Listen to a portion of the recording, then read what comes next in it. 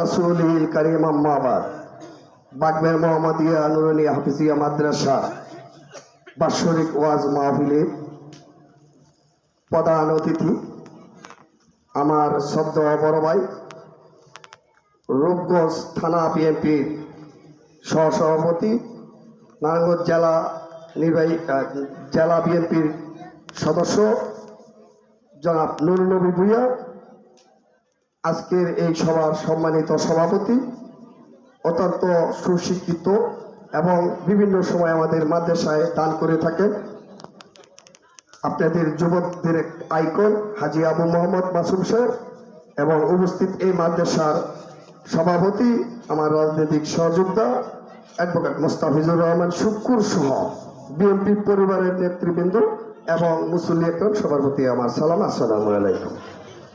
বুখারী শরীফের একটি হাদিস, তলাবুল ইলমে ফারিদাতুন আলা কুল্লি মুসলিমিন, প্রত্যেকটি মুসলমান নরনারীর জন্য এলমে দ্বীন শিক্ষা করা ফরজ। তারই ধারাবাহিকতায় আমরা বাগবের এই মোহাম্মদিয়া মাদ্রাসাটা করেছি। সেই মাদ্রাসায় আপনাদের সবার সহযোগিতা আমরা মাদ্রাসাটা পরিচালনা করতেছি এবং এই মাদ্রাসায় মোটামুটি আমার একটা ভালো অবস্থানে আছে। তবে আপনাদের কাছে আমি দোয়া চাই, আপনারা খাস করে দোয়া করবেন যেন এই মাদ্রাসাটা আমরা সবাই মিলে সুন্দরভাবে চালাতে পারি।